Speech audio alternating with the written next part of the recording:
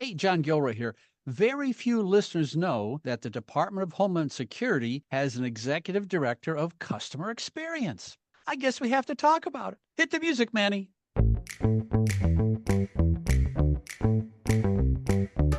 Welcome to the Federal Tech Podcast, the podcast that connects you to federal technology listeners. My name is John Gilroy, and I will be your moderator.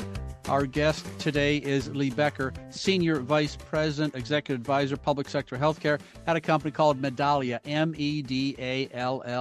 And we talked about customer experience, but boy, talking about DHS, that's just a tip of the iceberg when it comes to the federal government and user experience on websites, isn't it, Lee? It absolutely is. It's a movement. It's a movement. DHS is one of many agencies that are really leaning into customer experience and employee experience. And I'm sure many are wondering why. Why are they doing that? And I'll never forget this one. I had a conversation with Nikki French, who runs CX for TSA, and her point was to me was, hey Lee, when you have a lot of folks milling around the airport, in front of the lines, in front of the check-in counters, in front of going through security, when we don't have a really good experience and things get stacked up in those lines, it actually becomes a security risk. So it's interesting to think as here you have Nikki, who runs CX there. She's looking at CX as a way to actually reduce security incidents and make sure our travelers are safer as well. Yeah. Well, let me do you my perspective from 40,000 feet here. Okay, so COVID hits, everyone works out of their house, accessing everything online, all kinds of problems, all kinds of blockages. And so they start complaining. And then voila, we have an executive order that comes out in 2021. Notice how close to COVID that is. And then the federal government says, well, maybe we got to fix what's broken. And I'll give you another fact that people don't even understand. I mean, I bring up DHS because I was reading about DHS this morning, and back in 2022, after this order was out, they noticed that the users on that site, just that site alone, they were spending 190 million hours filling out forms. I mean, can we improve on that, Lee? I mean, just that little tiny one agency. Wow, isn't that amazing? Absolutely. It's this notion of it's burden, right? So when you think about experience, what experience does is actually reduces the burden on the public. That's how agencies are looking at it. When you think about agency leaders are looking at customer experience, employee experience, they're really looking at it as the how to improve mission, impact, and overall service delivery. But really, when it gets down to it, it's a matter of making it easier for those that need service to get their service. You should not have to have a JD to be a lawyer to be able to figure out how to submit a claim for benefits. You should not have to have extra time in your day to have to navigate how to get, whether it's food stamps, whether it's get housing services, whether it's veterans benefits, right? So you have these leaders that are looking at their mission that they're supposed to be delivering, looking at through the lens of their customers and those who they serve and their employees, which allows them to then look at ways on how can we make those services easier to utilize, more effective, and actually, frankly, to feel respected, for the public to feel respected by their government on how, with getting the right services at the right place at the right time. Well, I'm going to define the problem even more specifically. We have people in North Carolina right now, as we're recording this, they got nothing. I mean, there's parts of Asheville that don't exist. And so those people, I mean, put yourself in their shoes. What if they are eligible for federal aid? I mean, wouldn't it be what sporadic access they have to websites? They have to leverage that and make that as important as can, because this could be I don't want to exaggerate, life or death situation. It could be a very serious situation for all the people. And there's people living outside there, and there's bad times in North Carolina. So we got the problem here. So Medallia walks in, waves a magic wand. So what can Medallia do for our federal listeners about improving this user experience for their website? Yes. So before I go into that, I just want to make a point about, right now we have the two hurricanes, right? Yeah. Helene and Milton. And just to make a clear point, a distinction is the people, the employees, the hardworking government employees that are working every day, and they're doing an incredible job day and night to provide the very best service to those that need it. However, there are opportunities as you look at that, right? There's opportunities where we could potentially uncover ways that we can be more efficient. And this is when I think about what experience does. And this is when I think about what Medallia does at the core. When I think what Medallia does, it really helps organizations listen, understand at scale, and be able to act on the needs of both their customers and their employees. And what it does is when you think about really what it does, it's not just, okay, let me listen at a one point in time, but it's a continuous listening, capturing that feedback in real time. And then this provides agencies a continuous way to refine how they deliver their services and ensuring that they stay aligned to their mission objectives. So it is literally, when I think about it, it's the how to achieve the agency's goals. Because here's the end of the day.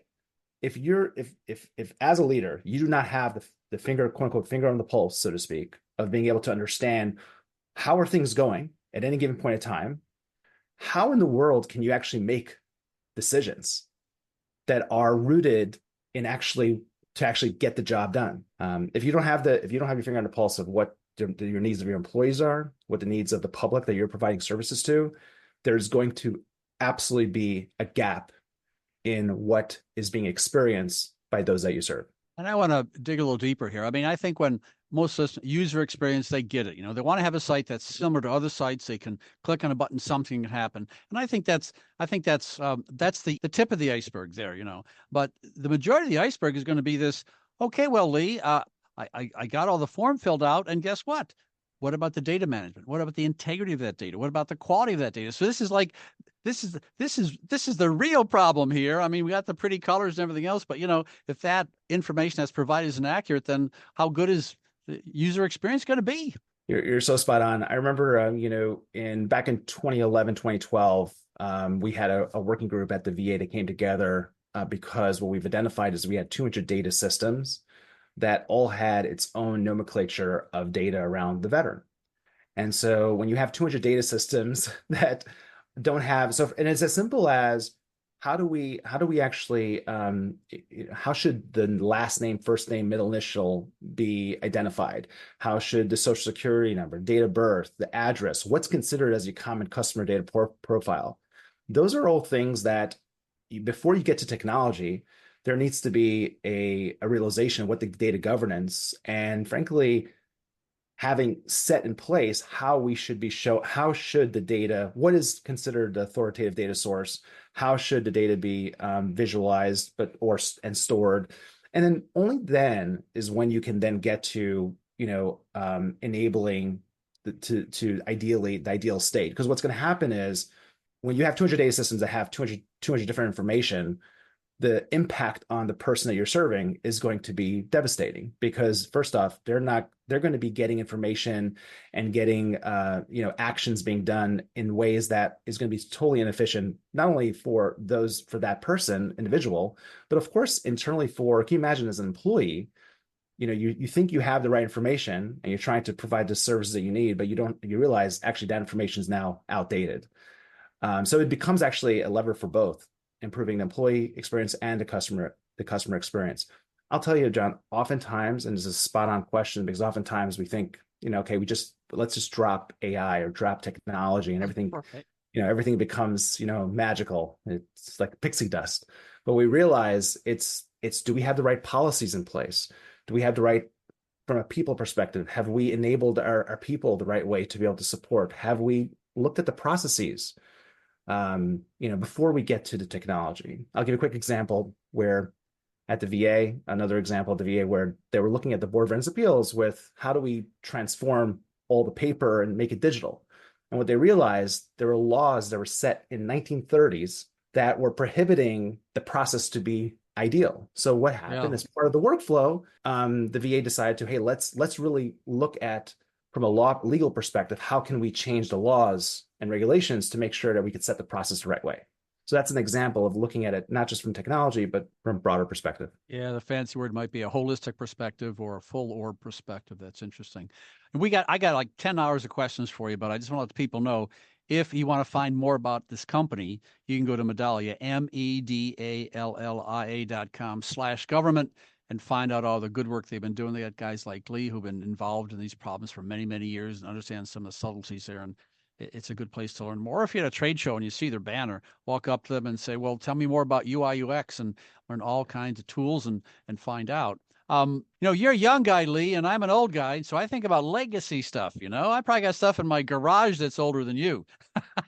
and and so what about the legacy system? I mean, we all know there's legacy systems out there. We know there are agencies that are paying big dollars every month to maintain these old legacy systems. What about there? You just ignore them, or how can you incorporate new technology to provide improved user experience and link it to older technology? We got a problem here, don't we? Absolutely. And I think we have to be looking at this from a holistic perspective, but also looking at it from a how can we leverage the existing goodness as well? There's a lot of existing goodness. Yes, there's a lot of legacy, but there's a lot of existing goodness and a lot of effort that's been put in place to probably address parts of the process. But as we look at it from a broader view, how do we make sure that we pull those elements as part of it? And I think that to do that, you also need to, as part of your strategy, you have to have a strategy that's flexible enough to be able to build at the same time sunset things that also may not be needed. So there is an investment that needs to be made, and I think that's something where you look at the TMF. I think the TMF program is a place to. I think there's a lot of really good lessons there, where with some of that investment, and actually, huge shout out to Claire and a team there around where they've identified 10% of that, at least about 10% of $100 million of that billion-dollar TMF, that fund was dedicated for around experience type programs and efforts.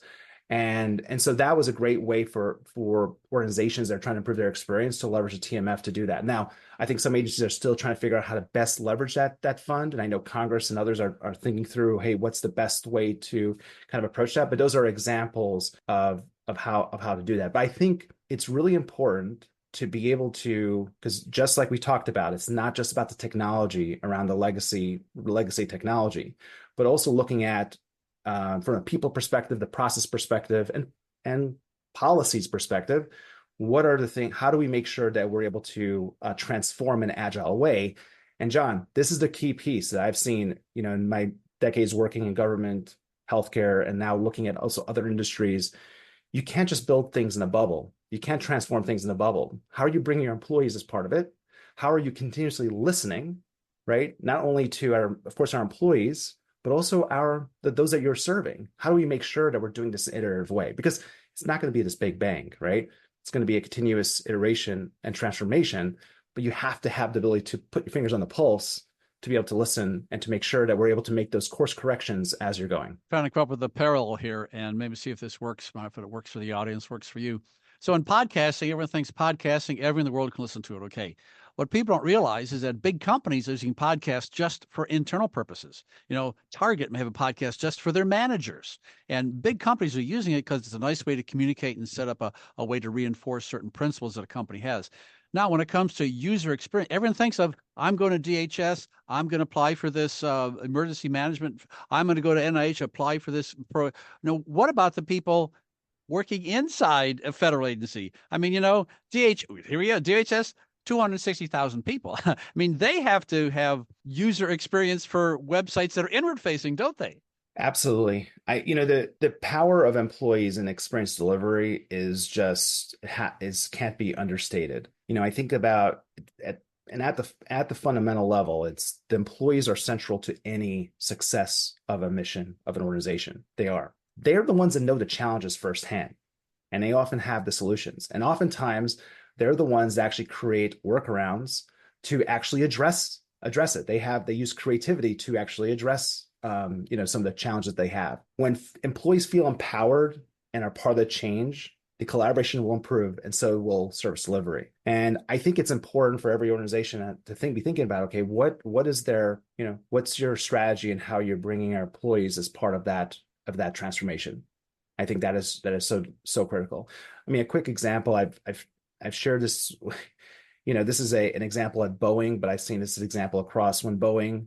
When they were having their challenges around 737s, the MAX 900 MAX program, it was reported very publicly that employees had knowledge and they were trying to communicate up the chain around issues around bolts, issues around training that was needed for pilots as they were going to be able to utilize the new stabilizers as part of the plane. So those were examples of that. But no one was here. They were in this kind of their own echo chamber. No one was listening to them, and that's unfortunate. That's a situation where you have a legacy organization, again, Boeing, an outstanding organization, but they did not have the fundamental abilities to be able to truly listen to the people that are on the front line. And that's an example I've seen also in government, across government. I mean, this is very well documented. VA, we had employees that were complaining back when the Phoenix crisis happened. They were saying, "Hey, there's access issues for veterans," but the VA did not have a fundamental ability to listen in real time at the time. Now VA does. That VA has V signals, they have E signals, they have capabilities that Medallia is powering to help them be able to do that. And we're seeing that with IRS, SSA, HUD, USDA, et cetera, et cetera. And it's very inspiring to see that, where agencies are saying, you know what, their employees are the most important part of getting the mission done, and they are orchestrating around that. Yes, is it perfect? No, got ways, but we're seeing examples in the engagement annual engagement feedback that is done by OPM and through the best places to work with the Department of Public Service. We're seeing that a lot of these efforts are actually making improvements as a result. And so when you evaluate a website just external facing, do you use heat maps? Do you use surveys? So what tools do you use? Yeah, so we all the above. I think we're very much in the mindset that we need to be thinking multimodal. We need to be thinking about omni-channel perspective. So we need to be thinking about survey is an aspect of it where you can if you're identifying where someone is having some friction on the website, being able to, for instance, they're trying to click on to be able to apply for a benefit, and there's friction around it, they're not able to get to it. That could actually trigger a way to provide feedback and to ask, hey, what is, what are the issues that you're having? Can you provide us more information? Do you need to talk to someone? We have the technology to be able to connect them into for them the ability to actually set up a time for us to call them back if they, for instance, are having difficulty to get that claim done. So this is technology that's being utilized as we speak. So we have the ability to either, again, there's friction on the website, have the ability to uncover that. But also what I would say is that, and this is a learning that we've had over the past few years, is that it's not just, we should not just be thinking about it digital only. We should be thinking about it omni-channel perspective. So this notion of being able to, hey, if there's a need to connect with a citizen that needs help, that maybe they're having difficulty on their website for some reason, it wasn't set up the type of service that they need. How do we get them to a contact center seamlessly so that we could then provide that support? And that's something through technology you can make that all seamless and orchestrate that for that journey. I thought of another application. So take off your DHS hat and put on your SBA hat. The Small Business Ministry. If you read the executive orders, and I do, I think they awarded an incredible amount, over $100 billion to small businesses in the last year. I mean, this has really been a push in the federal government. Small business, employees, innovation. And if a company is trying to grow, they go to the SBA and they get information from them. Another application, another form has to come in. So, if we just think there's so many agencies that interact with the public at so many different levels. I mean, something as simple as a small business loan, or learning about programs, or how to be classified a certain way, or what about NIH? We talk about maybe getting a grant for a research project. This is citizens interacting with websites, and the website information has to be accurate, easy to use. But I think you keep hitting on this full orb experience is like, well, great, but if it's not accurate, it's not any good. But it is more than just some of the obvious things here. Absolutely. And I love that you hit on SBA. We think about our engine of our economy, our small businesses, that we have to make sure they're taken care of. And it's great to see the Small Business Administration really leaning in on it. But I mean, they'll tell you that there's a ways to go. I mean, they're looking at it from an omni-channel perspective, which is fantastic. I think I'll never forget. I had a mentor of mine who I would talk about some of the things that we would do, around experience, and talk about all these, tremendous work at the VA. This was years ago. And I'll never forget what he said. He said, well, Lee, that sounds great, but please just have VA be able to pick up the phone. And I think that, again, he's in his 80s. And I'll never forget him saying that to me. And it reminded me this point around how do we make sure that we're able to align the services that we need to provide, not only the services, the right services to the right person at the right time. How are we able to orchestrate that? And that's something that what we'll start seeing, John, is that there's one thing as we think about, okay, what each agencies are providing, but the reality is there's life journeys that have multiple agencies involved, and that requires some very sophisticated coordination, right? That requires some very specific coordination and orchestration around it. And the solution to do that is through experience, because if you're able to look at the journey from the experience lens, then you're able to orchestrate what are the different key points where each agencies are able to provide that support. And that becomes very important for, especially when someone, if there's someone that's dealing with a life crisis around finding a job. Finding a job is not just one agency that's involved, right? Or being able to, as we're seeing with Helene and Milton, we have people, citizens that are going through a major life crisis with that, and they're going to be going through a survivor journey where multiple agencies are involved. And how do we orchestrate that around so that they're getting the services that they need? And that's something I think is really, really interesting. Like, I know Social Security Administration, one of the things that they want to do, as you think of a life journeys around retirement. So there is, again, a lot of different components involved. For many years, there was really no point person on who owns retirement. I know, amazing, right? Social Security Administration. For many years, they weren't. But because they're looking through the CX lens, they're actually identifying the need to actually have a focus, entity, and an owner around the journey around retirement. That's the type of transformation, I think, when you start looking through the lens of CX versus looking at it from an inside-out perspective only. Yeah. Well, I think this whole topic is way more complicated than I realized. I thought it was going to be a simple interview about user experience, colors, website. No, it's integrating it in other systems and not only having the external people happy with the experience, but the internal users having a good experience as well. It's pretty more complicated topic than people realize. So I put a link in the show notes to the Medallia site where you can go and learn more about what Lee and his team are up to help federal agencies serve themselves better and serve others better. You have been listening to Federal Tech Podcast with John Gilroy. I'd like to thank my guest, Lee Becker, Senior Vice President, Executive Advisor, Public Sector, Healthcare at Medallia.